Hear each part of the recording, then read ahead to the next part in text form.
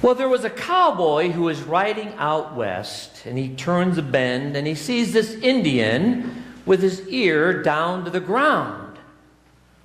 And he says, the cowboy comes up to the Indian, and the Indian says, "Wagon.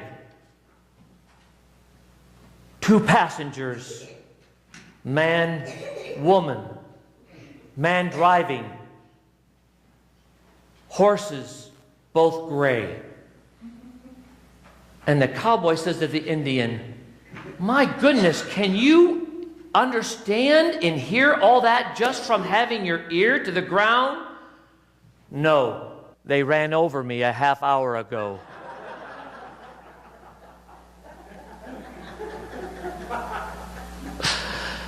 Sometimes we feel like we're flattened out, like we're the Indian being run over by the wagon.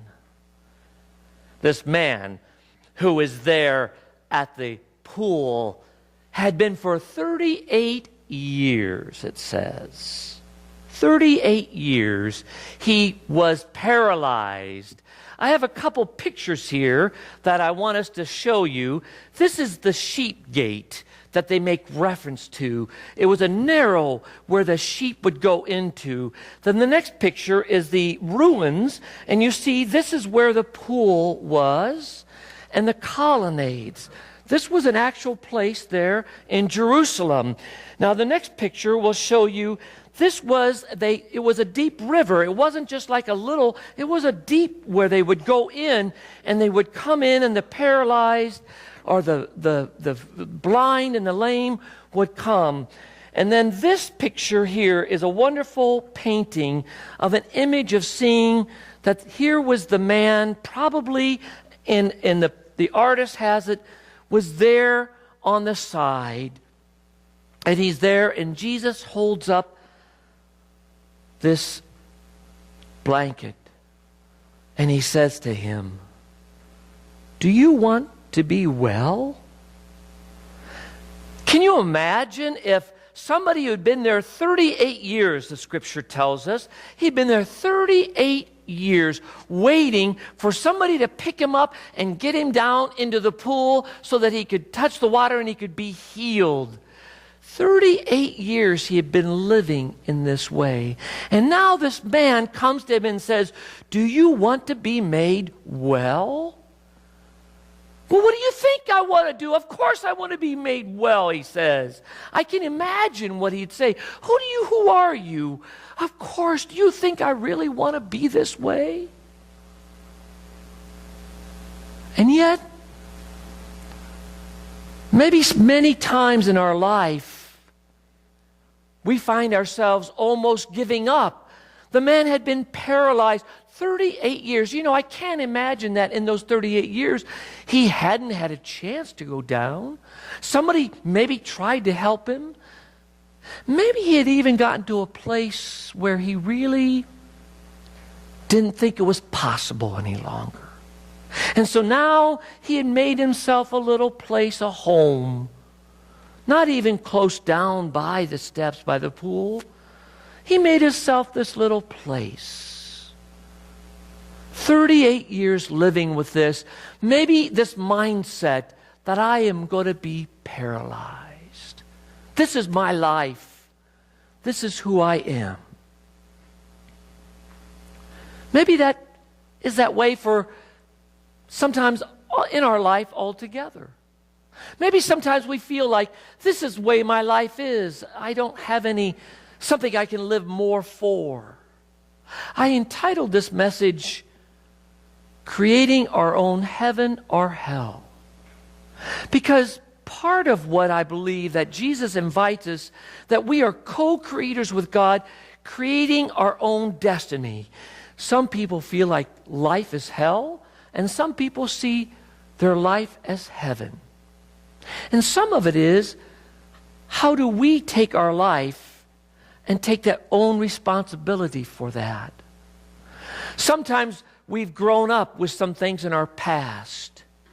And some people get stuck with those things from their past that have maybe created them, and they believe this is all that they can be. And they live that life out. And then there's other people who live beyond their past to do something wonderful and great.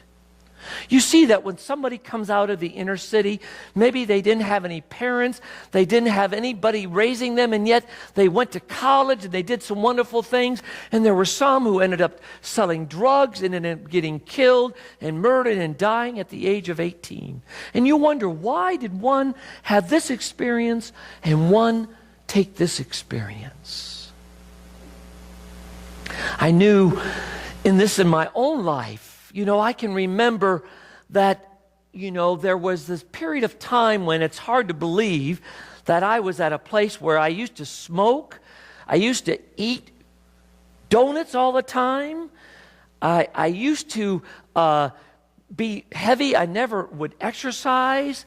And it was kind of my own way of living out my own anxiety. I had a trauma early on in my life, and I didn't even realize it. I wet the bed till I was 11 years old. Now, I thought that was normal. I didn't really realize that wetting the bed till you're 11 years old, something's wrong, right? But I had been trauma early on in my life that I thought was just kind of that normal. You see, we all have experiences in our past that we think other people have. And until you get out and do. So early on in my life, I smoked. I ate sugar to kind of get myself going, and then I would drink at night. And drinking at night was really to numb my depression. I self-medicated myself. And sometimes we do that, don't we? I'd eat donuts in the morning to jazz myself up. I'd crash in the middle of the day, and I'd smoke to kind of relieve my anxiety, and then I'd drink at night, because then I could medicate myself from my depression. I remember when I was teaching high school, before I went to seminary, I drove by the hospital and I said, I really need to admit myself. But I was too embarrassed to admit that I might have something going on. I just thought if I ignore it. But I found myself in this state of unhappiness. Finally, I went to a counselor. I went to a therapist, and he said, Jerry, you are chronically depressed. I said, really? I said, I thought everybody lived like this. I thought this was normal. I thought everybody just kind of had this kind of cloud over you, and I would fight and struggle, try to be positive and push forth from it, but I thought that was normal. And I had just come to live with it. Well, the first thing was, the counselor gave me some medication, some anxiety medicine for antidepressant. And that was the first thing to kind of lift that. Now, part of what you realize is you don't go from a place of depression all the way up to joy. It's a steady process, isn't it? But the question was that he said, do you want to be well? Well, of course I want to be well. Then you have to change some things in your life. You can't eat sugar in the morning and get depressed and then drink at night and think you're going to be okay.